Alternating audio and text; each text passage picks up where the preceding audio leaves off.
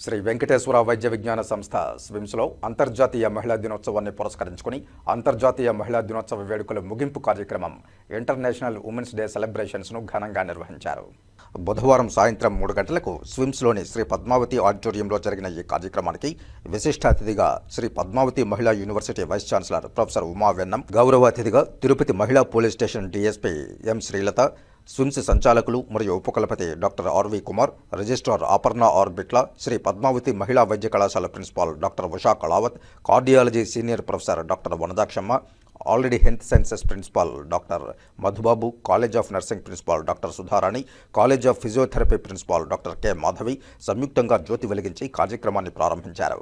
స్విమ్స్ సంచాలకులు మరియు ఉపకులపతి డాక్టర్ ఆర్వి కుమార్ ముందుగా అందరికీ అంతర్జాతీయ మహిళా దినోత్సవ శుభాకాంక్షలు తెలియజేస్తూ అంతర్జాతీయంగా మహిళలు తమ హక్కులను గుర్తించి మహిళా సమానత్వం, సాధికారత, సామాజిక మార్పుపై అవగాహనతో పాటు సాధన కోసం ఉద్యమించాల్సిన కర్తవ్యాన్ని గుర్తు చేసుకునే ఆవశ్యకత ఎంతైనా ఉందని తెలిపారు.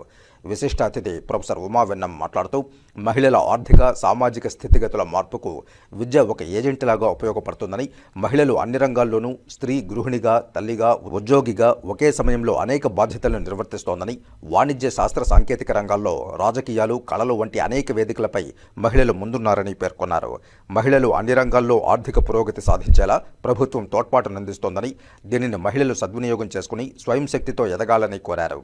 కుటుంబంలో స్త్రీ పురుషులు సమాన బాధ్యతలు తీసుకోవాలని, అప్పుడే కుటుంబ వ్యవస్థ బ్యాలెన్స్ అవుతుందని తెలిపారు. మహిళా హక్కులు, సమానత్వం, సాధికారత వైపు మహిళలు మరింత పురోగమించాల్సిన అవసరం ఉందని ఆమె అభిప్రాయపడ్డారు.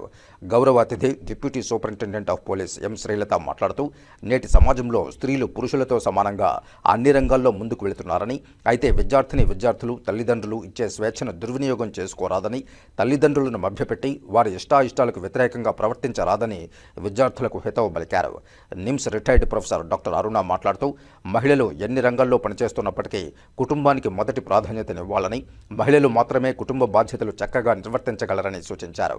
అంతర్జాతీయ మహిళా దినోత్సవం సందర్భంగా నిర్వహించిన వివిధ పోటీల్లో పాల్గొన్న విజేతలుగా నిలిచిన 8 మంది పీజీ వైద్య విద్యార్థులకు, ఎంబీబీఎస్ విద్యార్థినులకు 7 మందికి, ఫిజియోథెరపీ విద్యార్థులకు 4కి, విద్యార్థులకు 18 మందికి మొత్తం 37 మందికి బహుమతులు ఇచ్చారు. అలాగే 6 మంది మహిళా ఉద్యోగులైన సీనియర్ వైద్యులు, నర్సింగ్ సిబ్బందిని సన్మానించారు. స్విమ్స్ సంచాలకులు మరియు ఉపకులపతి డాక్టర్ ఆర్వి కుమార్ వారికి ప్రశంసా పత్రాలు అందజేశారు. ఈ కార్యక్రమంలో ముఖ్య అతిథులుగా విచ్చేసిన వారిని డాక్టర్ ఆర్వి కుమార్ సన్మానించారు. అనంతరం నిర్వహించిన సాంస్కృతిక కార్యక్రమాలు అలరించాయి. ఈ కార్యక్రమంలో వివిధ విభాగాల అధిపతులు, వైద్యులు, మహిళా సిబ్బంది, ఎంబీబీఎస్, ఫిజియోథెరపీ, నర్సింగ్ విద్యార్థులు తదితరులు పాల్గొన్నారు.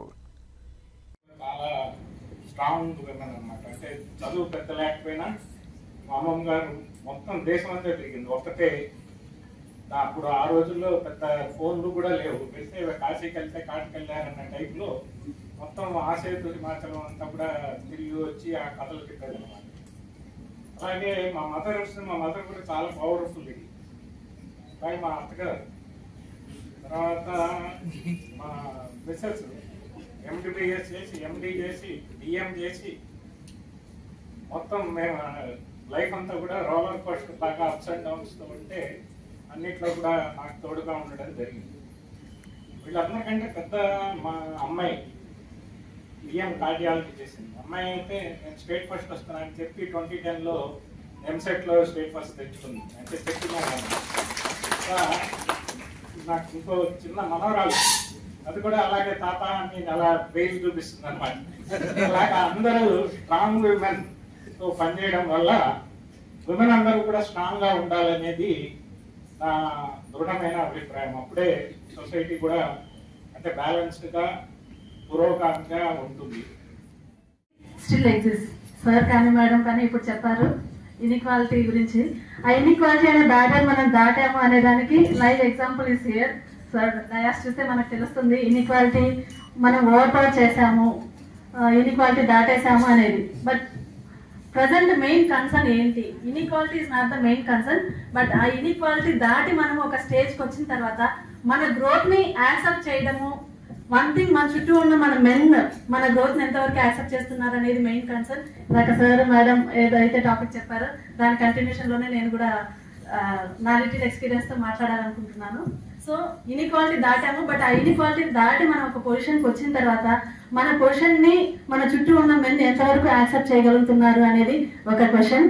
అండ్ సెకండ్ క్వశ్చన్, ప్రతి విమెన్ మనల్ని మనం పోస్ట్ చేసుకోవాల్సిన క్వశ్చన్, ఈ ఇన్ఈక్వాలిటీ దాటి మనము ఒక స్టేజ్కి వచ్చిన తర్వాత మనకున్న ఈ ఆపర్చునిటీస్ ని మనం ఎంతవరకు యూటిలైజ్ చేసుకుంటున్నాము, ఎంత మిస్యూజ్ చేస్తున్నాము అనేది ప్రజెంట్ ఉన్న యూత్ అంతా, ఆడపిల్లలంతా చాలా ఆలోచన చేయాల్సిన అవసరం ఉంది. మహిళలు పురోగతి చెందుతూ బ్యాలెన్స్ చేసుకునే నేపథ్యంలో ఇంట్లో వాళ్ళు కూడా మగవాళ్ళు కూడా ఆ బాధ్యతల్ని కొంత పంచుకుంటే మహిళలే స్ట్రెస్ ఫేస్ చేసి ఆరోగ్య పరిస్థితుల్లో కానీ మేడం గారు కాంప్రమైజ్ అయినట్టు తన కెరియర్ని కానీ విమెనే కాంప్రమైజ్ అయ్యేటువంటి పరిస్థితి రాదు.